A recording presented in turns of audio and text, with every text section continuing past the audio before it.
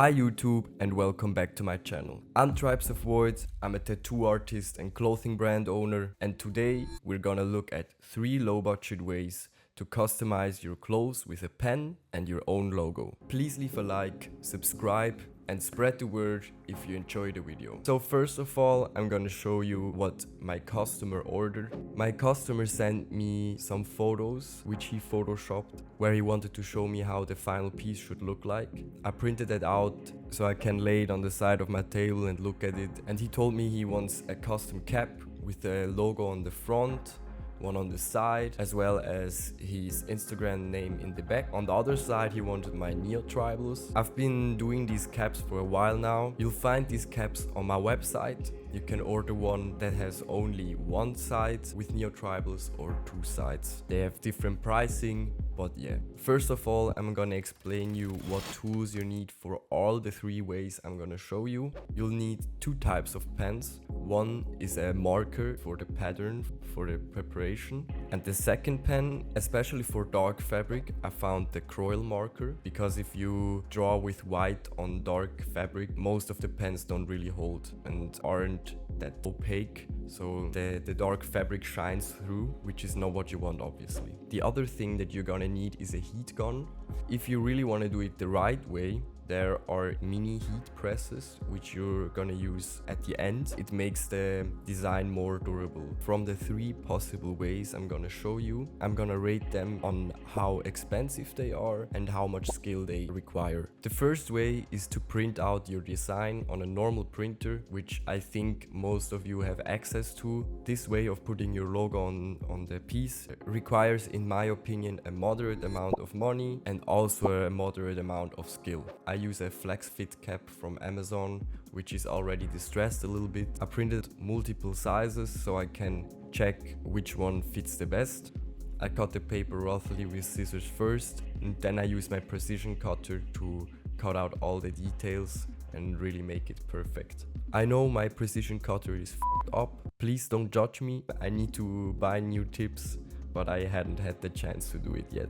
Also, this is the mannequin head I use for drawing on caps, because it's super hard to stretch the cap when you don't have a sphere-like underground. I feel like I need to give him a name. I don't have one yet. Please leave any suggestions for the name in the comments. Something like, I don't know, George. I also wanted to tell you that drawing on a cap is much more difficult than drawing on a t-shirt or on pants. So for you, if you just use a shirt or something, it should be easier. I placed the cutout design on the cap with some tape. I traced the design with the prime marker, and after that I traced everything again with the Croil marker. I always tip the Croil marker on a paper on the side. If I do that, the color flow keeps going, so it's easier to use and I don't have to push that hard while I'm working on the fabric. This was the first possible way I wanted to show you. Now we're going over to the second way, which I'm gonna show you on the example of the bigger design on the side of the cap. Because this design is just lines, it would be really hard to print it out and put it on the cap.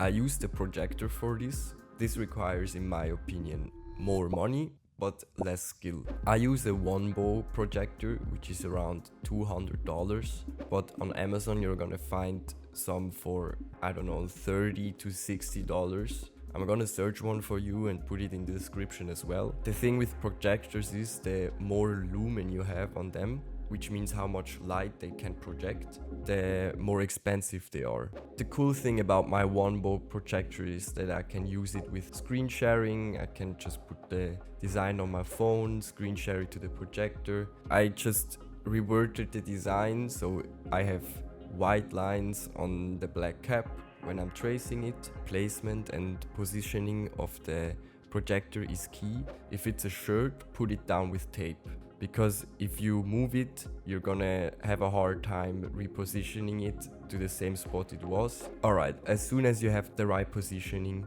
you're gonna trace the design with the prime marker again, then with the Croil marker.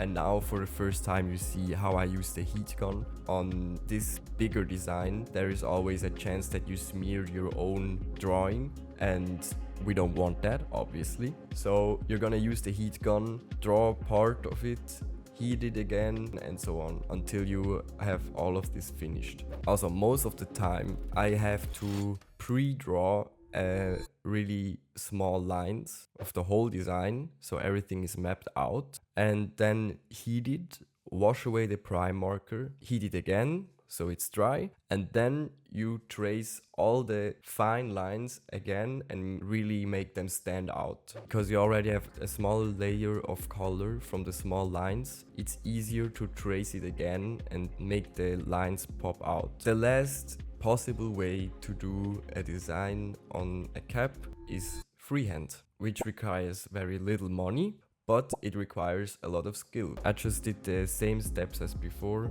At first I drew the full design with the prime marker, traced it with thin lines and not that much color, washed it off, heated it in between, then traced it again, make the lines thicker and pop out. Now the final step is the heat press, which I told you in the beginning about. I feel like it's not that expensive for the cap to have a longer durability. With the heat press you just go over all the lines. I didn't use any baking paper in between. Normally you do that so you don't f up the fabric because you heat it too much. And here you see the final piece.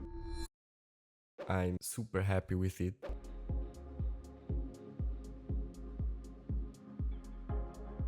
I hope you enjoyed the video. Please like, subscribe and comment if you have any questions about the whole process, about me. If you have ideas for future videos, I would really enjoy to know all of your ideas. Thanks for watching and see you next time.